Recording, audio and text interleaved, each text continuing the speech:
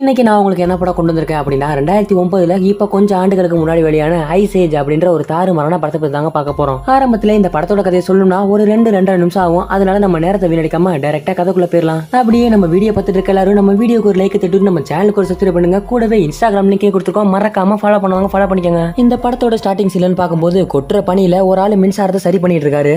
இன்னொரு பக்கத்தில் பார்க்கும்போது அவ்வளவு பெரிய பனி பிரதேசத்துல இருந்து ஒரு இரும்பு பெட்டிக்குள்ள இருந்து ஒரு ஆள் வெளியே வராரு. பார்த்தா அவரை அடிச்சு துரத்துறானுங்க. என்னன்னா இந்த வயசான மனுஷனுக்கு ஏதோ ஒரு தொற்று நோய் போல ஏதோ ஒரு நோய் பரவி இருக்கும் போல. அங்க இருக்கவனுங்க எல்லாரும் பயந்துகிட்டு இவனை அடிச்சு சாகடிச்சிடலாம் அப்படின்னு சொல்லிட்டு அடிச்சு விரட்டுறானுங்க. இந்த வயசான பெரிய மனுஷனாலே ஒன்னும் முடியல. இவரும் முடிஞ்ச அளவுக்கு கெஞ்சி பாக்குறாரு, என்ன விட்டுருங்க, நான் எங்கேயாவது போய் பொழைச்சுக்கிறேன் அப்படின்னு.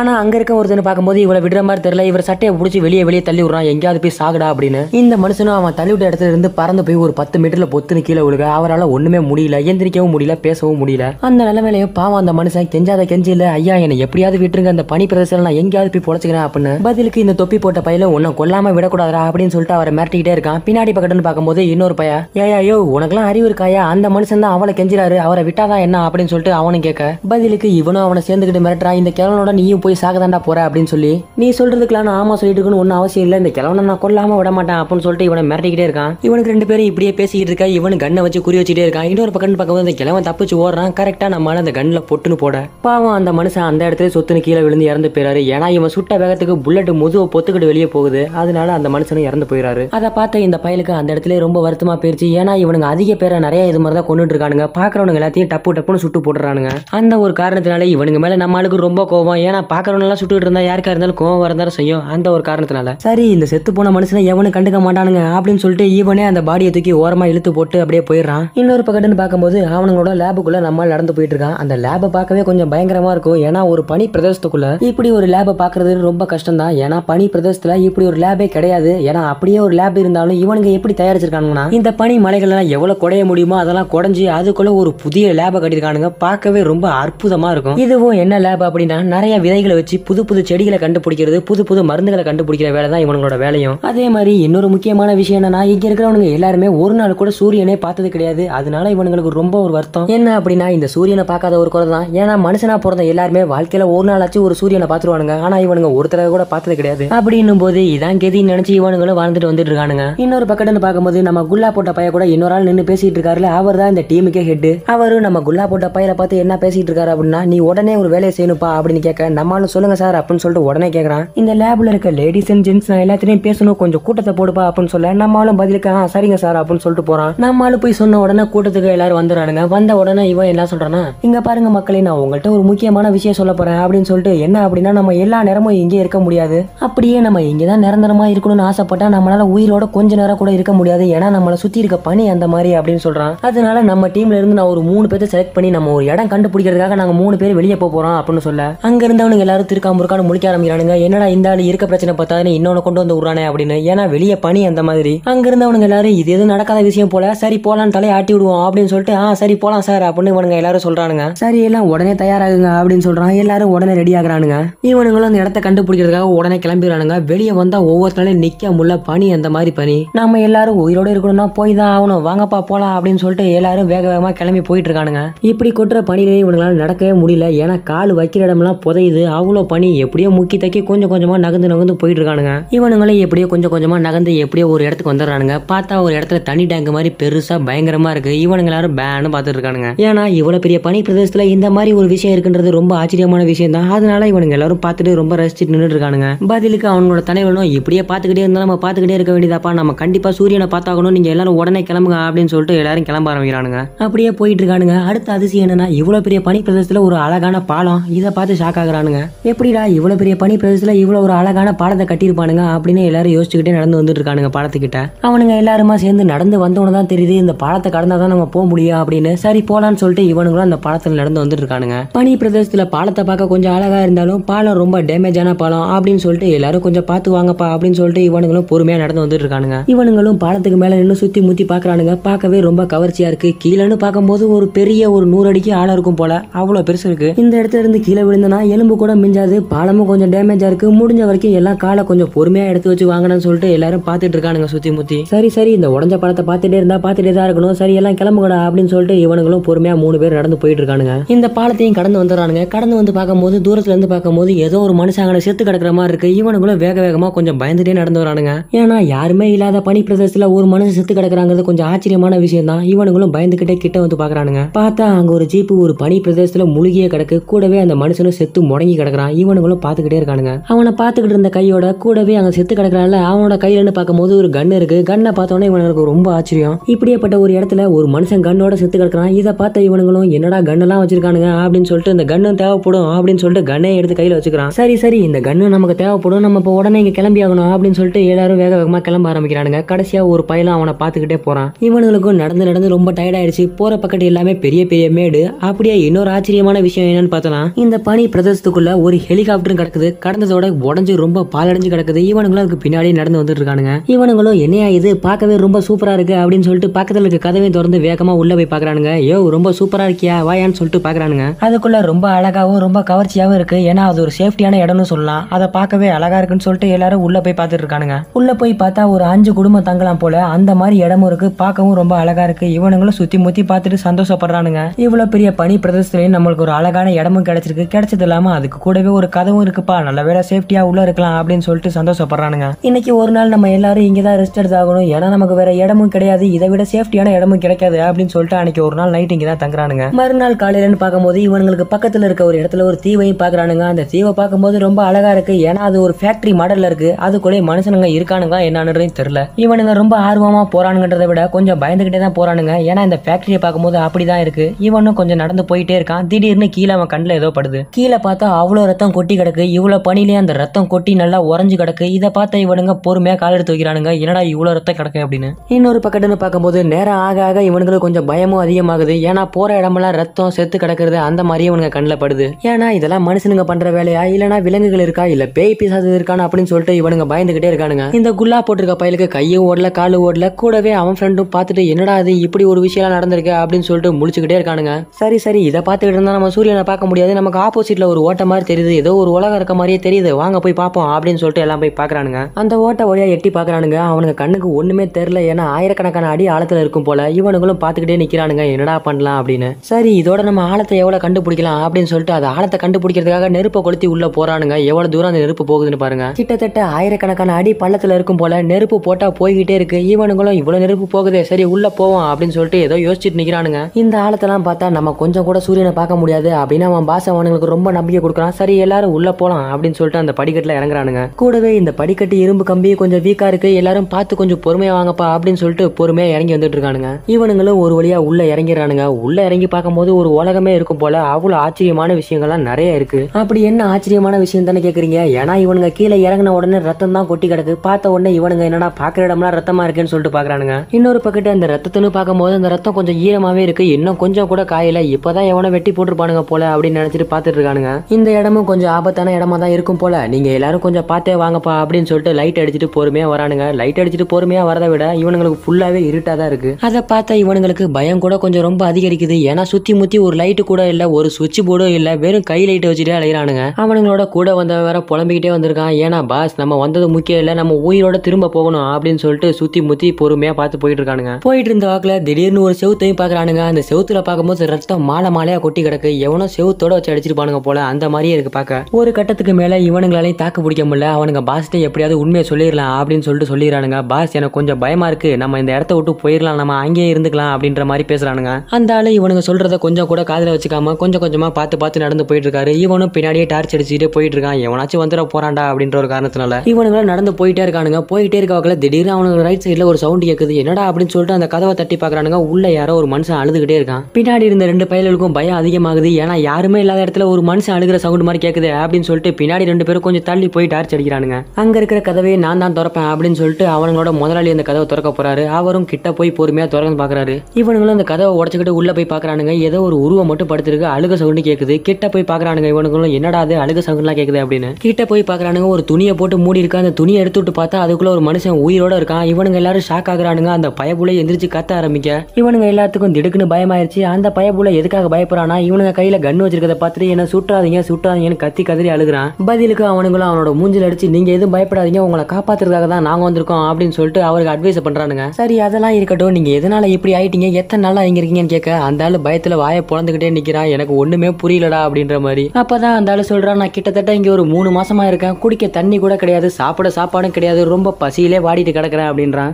உங்களுக்கு தண்ணி தானே வேணும், இதோ நான் தரேன் அப்படின்னு சொல்லிட்டு உடனே தண்ணியை குடிக்கிறான். அந்த ஆளு மூச்சு முட்டை மடக்குன்னு குடிக்கிறான். இவனும் ஐயோ இப்பெல்லாம் குடிக்காதையா, செத்து கூட போயிருவா அப்படின்னு இவன் சொல்றதெல்லாம் கொஞ்சம் கூட காதுல வச்சுக்காம அந்த ஆளு வேக வேகமா தண்ணியை குடிச்சிட்டு இருக்க. உடனே இவன் புடுங்குறான், தண்ணியை குடியா, அடைச்சு கடிச்சு செத்துறாத அப்படின்னு சொல்லிட்டு அந்த தண்ணியை குடிச்ச உடனே தான் அந்த ஆளுக்கு ஒரு சுய நினைவு வந்திருக்கும் போல. ரொம்ப முழிச்சுக்கிட்டே இருக்கான். எப்பா ரொம்ப நன்றிப்பா அப்படின்னு சொல்லிட்டு, யாராவது எனக்கு தண்ணி தர கூட வரமாட்டாங்களா அப்படின்னு நினைச்சுக்கிட்டே ரொம்ப நல்லா வருத்தப்பட்டு இருந்தேன். எப்படியோ ஒரு வழியா நீங்களும் தண்ணி கொண்டு வந்திருக்கீங்க, ரொம்ப நன்றிப்பா அப்படின்றான். அந்த ஆளை பார்க்க இவனுங்களுக்கு ரொம்ப பாவமா இருக்கும் போல. சரியா, நாங்க போகும்போது உங்களை கூட்டி போயிடுறோம், எங்க கூட நீயும் பாதுகாப்பா வந்துரு அப்படின்னு சொல்ல, பதிலுக்கு அந்த ஆளும் ஐயோ ஆள விடுறா சாமி, நான் யாரு கூட வரதில்ல, எனக்கு வரதுக்கு ரொம்ப பயமா இருக்கு அப்படின்னு சொல்லிட்டு கண்ணை முழிச்சுக்கிட்டு அழுதுகிட்டே இருக்கான். பதிலுக்கு அவனுங்களும் நாங்க ஒன்னும் கொலகாரம் கிடையாதியா, பெரிய மனுஷரே, வாங்க உங்களை பாதுகாப்பா கூட்டிட்டு போறோம் அப்படின்னு கெஞ்சி பாக்குறானுங்க. அந்த ஆளு வரவே முடியாதுன்னு ஒத்த கால்ல நிக்கிறான். சரி எதனாலயா வரமாட்டேற, அதையாவது சொல்லியா அப்படின்னு கேட்டா, அப்பதான் அந்த ஆளு சொல்றான், இங்க நிறைய கொள்ளக்காரனுங்க இருக்கானுங்க, அவனுங்கள்ட்ட இருந்து பாதுகாப்பா தப்பிங்க அப்படின்னு. இவனுங்களும் என்னது கொள்ளக்காரனா அப்படின்னு கேட்கும் போது இந்த ஆளு சொல்றான், இங்க மனுஷனுங்க இருக்கானுங்க, ஆனா அவனுங்க எல்லாருமே ரத்தத்தை குடிச்சே சாவடிச்சிருவானுங்க அப்படின்னு சொல்ல,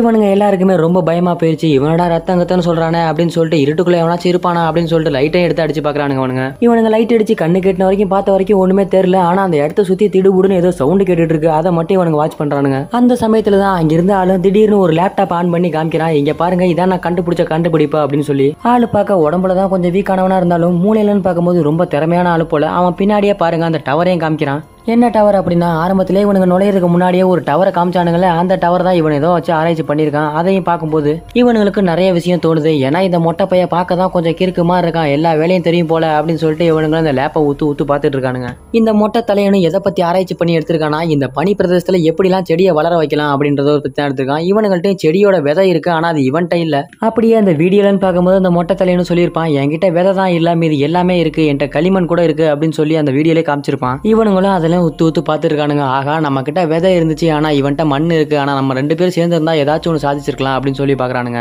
இது எல்லாத்தையும் பார்த்த இந்த மொட்டை தலைன்னு அதான் இவனுங்கள்ட்ட சொல்றான், நான் இதனாலதான் வரலன்னு சொல்றேன், நான் இவ்வளவு சாதிச்சு நான் வெளியே வந்து வேஸ்ட் தான் அப்படின்றான். இவனுங்களும் எவ்வளவு சொல்லி பாக்குறானுங்க, நீ வெளியே வந்தா என்ன எவ்வளவோ சாதிக்கலாயா, ஒழுங்கா வெளியே வயான்னு. இவனா வரவே முடியாது அப்படின்னு சொல்லிட்டு பிடிச்ச பிடிவாதமா உட்காந்துருக்கான். அப்பதான் அந்த ஆளு இவனுங்களுக்கு இன்னொரு முக்கியமான விஷயத்தையும் சொல்லித்தரான். இந்த மேப்ல இருக்க இடத்துல நீங்க போனீங்க ரொம்ப பாதுகாப்பா இருக்கலாம் அப்படின்னு சொல்லி தரான். ஆனா அவன் வரவே மாட்டான் அந்த இடத்த விட்டு. இந்த ஆளு மேப் போட்டு கொடுத்துட்டு இருந்த வாக்கிலே திடீர்னு அந்த இடத்துல ஏதோ சவுண்ட் கேக்குது. இவனுங்களும் கையில கண்ணை வச்சுக்கிட்டு சுத்தி முத்தி பாக்குறானுங்க, என்ன ஆச்சுடான்னு. கண்ணு கெட்டின தூரத்துல இவனுங்களுக்கும் ஒன்னும் தெரியல. சரி ஏதோ மர்மமா இருக்குமோ அப்படின்னு சொல்லிட்டு இவனுங்களும் சுத்தி முத்தி பாக்குறானுங்க, ஒன்னும் கிடைக்கிற மாதிரியும் தெரியல. சரி இந்த இடத்துல இருக்கிறது நம்ம கொஞ்சம் ஆபத்து மாதிரி தெரியுது, நம்ம உடனே கிளம்பியானும் தம்பிங்களா அப்படின்னு சொல்லிட்டு, சரி வாங்க கிளம்பலாம் அப்படின்னு சொல்லிட்டு 3 பேருமே கிளம்புறானுங்க. அந்த சமயத்துல தான் அவனுங்களுக்கு குறுக்க ஒரு 4-5 கொள்ளக்கார பய பிள்ளைங்க இறங்குறானுங்க. இவனுங்களும் ஆப்போசிட்ல நிக்கிறானுங்க. யாரா இவனுங்க எல்லாம் கருங்கம்னு இருக்கானுங்களே அப்படின்னு. இவனுங்க கும்பலை பார்த்தோன்னா அவனும் ஆப்போசிட்ல வேகமா ஓடி வரான். இவனுங்களும் கண்ணை வச்சு போட்டு காலி பண்ணிடுறானுங்க. இவனுங்க 3 பேருமே ஒன்னா சேர்ந்து சுற்றுப்பானுங்க போல. அந்த இடத்துல அந்த ஆளு காலி ஆயிடுறான். இன்னொரு பக்கத்துன்னு பார்த்தா இவனுங்களுக்கு ஆப்போசிட்ல ஒரு அரக்க கும்பலே எந்திரிக்குது. அதுக்கு ஒரு தலைவனே எந்திரிச்சு நிக்கிறான். இன்னொரு பக்கத்துன்னு பார்க்கும்போது இவனுங்களால வாய் பேச முடியாது, கத்திக்கிட்டே தான் இருப்பானுங்க. அவனுங்க கத்துறத பார்த்துட்டு இவனுங்க எல்லாம் ஓட ஆரம்பிங்கடா அப்படின்னு சொல்லிட்டு எல்லாரும் ஓடுறானுங்க. இவனுங்கள்ட்ட இருந்து நம்ம தப்பிச்சு போறது ரொம்ப பெரிய விஷயம்டா, எப்படியாவது ஓடிடுங்க அப்படின்னு சொல்லிட்டு எல்லாரும் வேக வேகமா ஓடுறானுங்க.